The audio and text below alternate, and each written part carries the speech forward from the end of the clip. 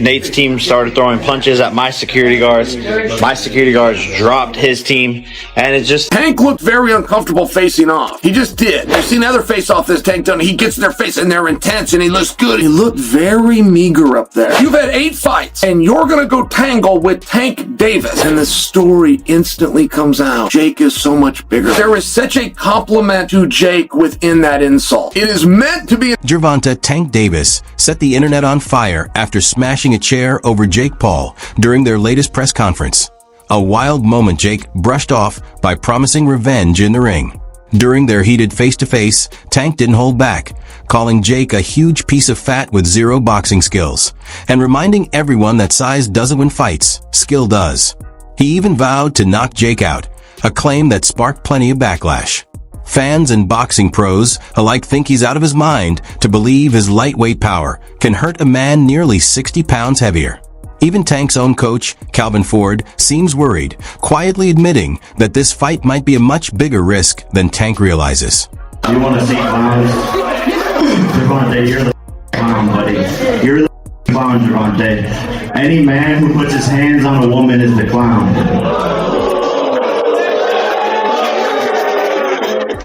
Ever since their tense face-off in New York, fans have noticed something different about Gervonta "Tank" Davis. Distant, irritated, almost disconnected. But when Jake Paul started crossing lines, that calm snapped. Jake didn't just talk trash. He went for Tank's personal life, cracking jokes about his ankle monitors and legal troubles. That's when Tank lost it, hurling a chair across the stage and declaring the fight personal. And if that wasn't enough, Jake pulled one of the most outrageous stunts we've ever seen, bringing actual clowns onto the stage to mock Davis, saying, "Any man who puts his hands on a woman is a clown." The moment was pure chaos, and from that point on, there was no doubt, this fight isn't just business anymore. Look at this face-off, Henry. What are your thoughts here? You're hearing that shit from me. That's cringe. In some weird way, I kind of like cringe about it. He's trying to big man the smaller guy, who the smaller guy to me is dangerous. I think Tank Davis is going to put the hands on him, but I like it, bro. I will say something about Jake Paul. He's brought a lot of attention to boxing. Tank Davis guaranteed $40 million. If you were in that position. But apparently, that wild press conference was just the beginning of Jake Paul's chaos campaign against Tank.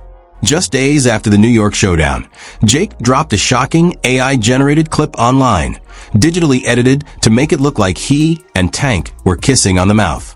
Yeah, you heard that right. According to Tank, this was way over the line. While some fans laughed it off, others called it pure disrespect. Reports even claimed Tank's camp was so furious they threatened to pull out of the fight altogether. If Jake's mission was to get under Tank's skin, he might have just gone too far this time. Bro, you can't be mad at somebody for doing what they feel is best for them. Will it impact Tank's legacy if Jake Paul were like to beat him or even like knock him out? Dude, Tank's a 3-division world champion, 4-time 3-division world champion. At the end of it, bro, you can't take anything away from him. Bro, you can't be mad at somebody for doing what they feel is best for them. It's the same way Roach... Calvin Ford is already sounding the alarm over the gloves. According to Jake's father, Gregory Paul, Tank's coach had requested smaller gloves for Gervonta, while Jake would wear the standard, thicker ones. The idea, reportedly, was to make Tank's punches sharper and more explosive. But to Jake's camp, it screamed desperation. "You're already trying to bend the rules because you know it's a bad matchup," Gregory said. Ford didn't deny the request but defended it, saying it was about fairness, claiming Jake's gloves didn't feel right.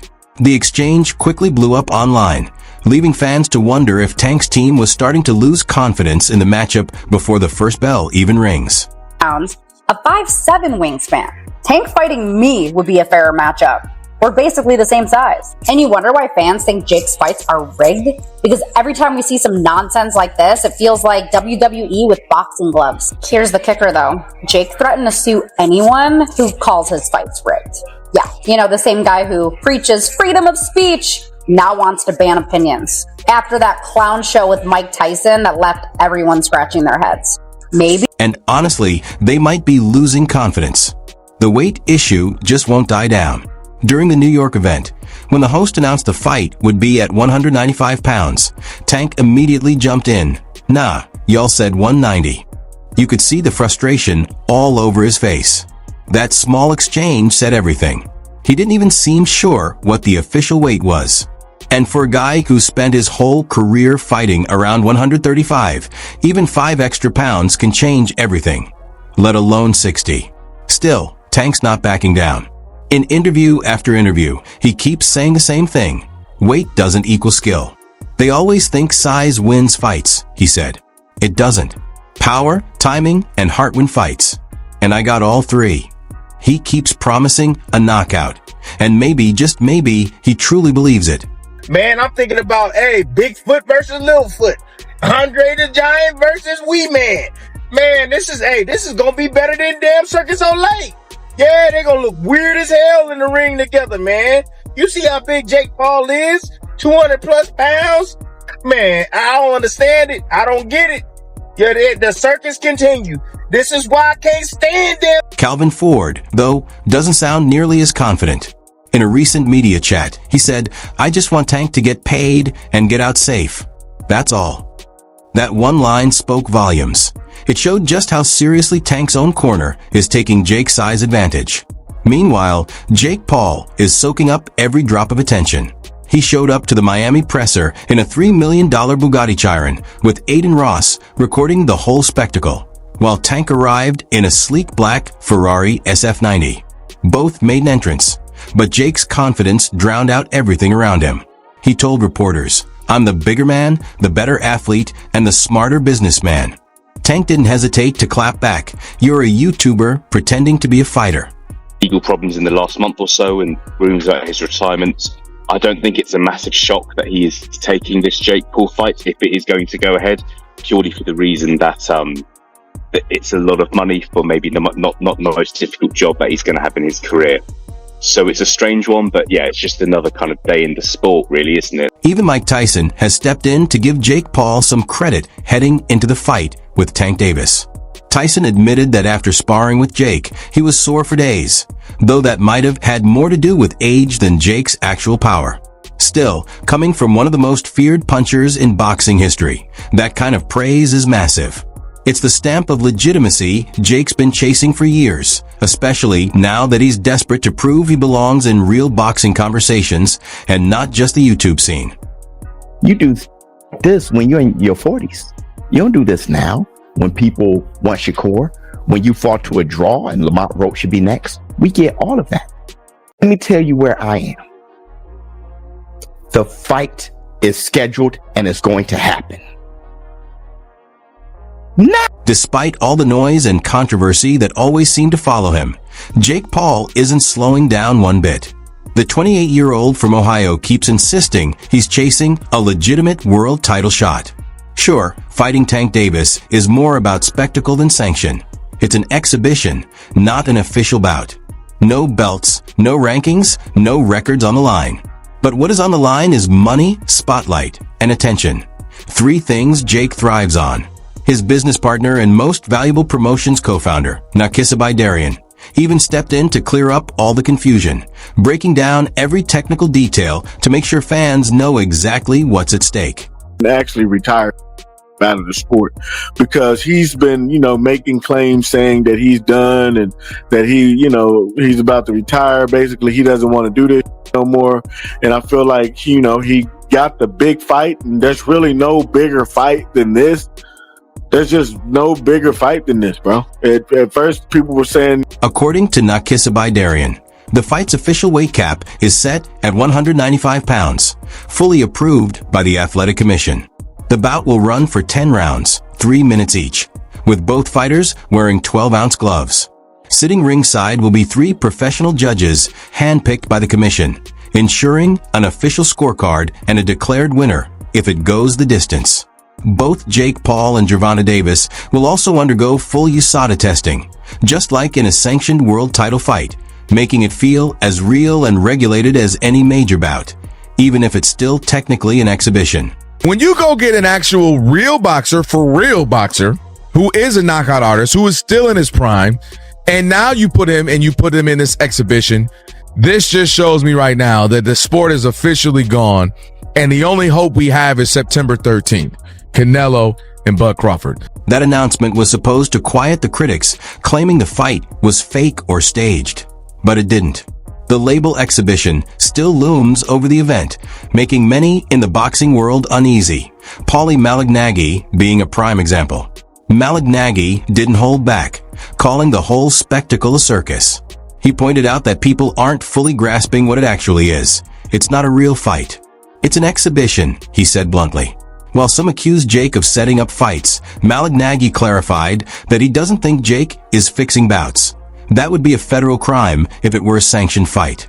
Instead, Jake tends to pick opponents who are either too small or long past their prime. But instead of giving us the rematch with Roach, he's going to fight Jake Paul. Now, this is where you have a chance to stand up as fans. Don't pay for it. Don't watch it. But we know that you're going to. Malignaggi went further, breaking down the matchup itself.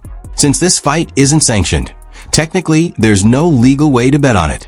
He explained, when you make an exhibition, you take away the gambling angle because they can't legally allow betting on something that could be staged. That's why they had to turn the Tyson fight into a real one. People wanted to bet. He described the whole thing as wacky, unpredictable, and a circus, basically implying that this fight could end up being more spectacle than a genuine boxing contest. But I think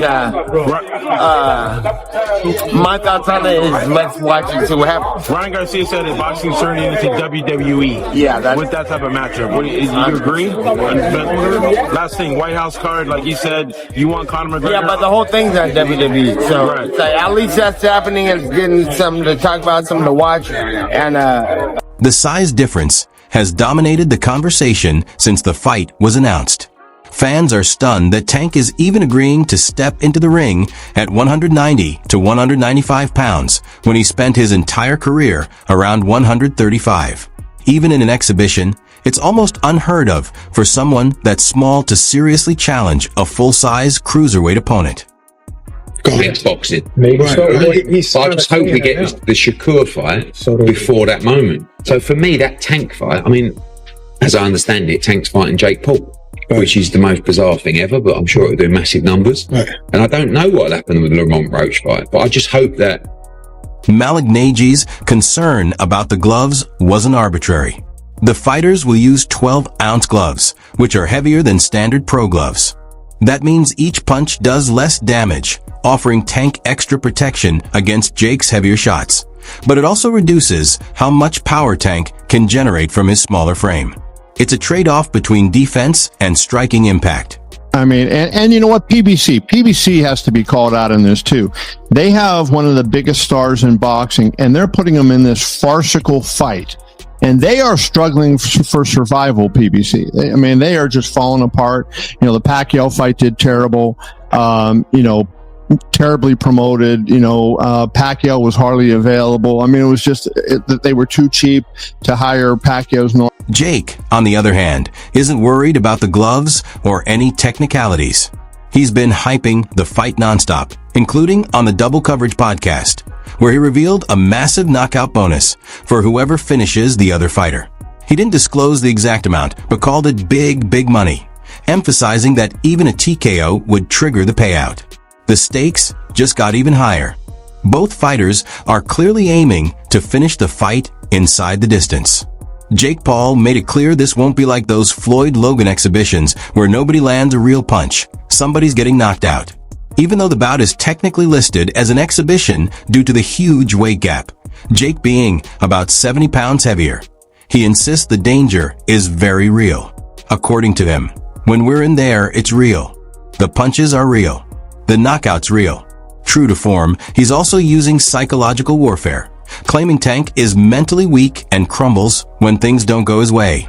Jake doubled down, saying Tank is underestimating him, and whatever plan Tank brings into the ring won't be enough. Be an exhibition bout, it will not count towards their professional careers.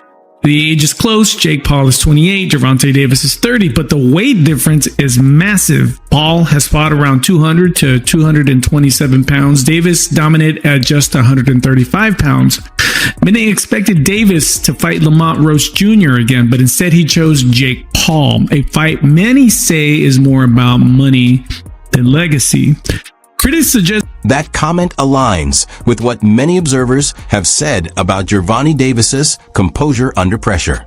Tank usually takes his time in fights, carefully adjusting before landing those devastating counter shots. But against a much bigger, more aggressive opponent, that methodical approach could backfire. Jake Paul plans to leverage his size and high output to force mistakes early, making power and control the central focus of his strategy. He's already earned respect from Mike Tyson for his punching power, and now he wants to prove he can handle a top-level name like Tank, even in an exhibition. The irony? Even though both fighters insist it's just business, they're clearly treating this matchup as a statement. Be an exhibition bout, it will not count towards their professional careers. The age is close. Jake Paul is 28. Gervonta Davis is 30. But the weight difference is massive. Paul has fought around 200 to 227 pounds. Davis dominated at just 135 pounds. Many expected Davis to fight Lamont Roach Jr. again, but instead he chose Jake Paul, a fight many say is more about money than legacy. Critics suggest Davis is aiming to show that boxing isn't just about size, that skill, timing, and technique can triumph over a bigger opponent.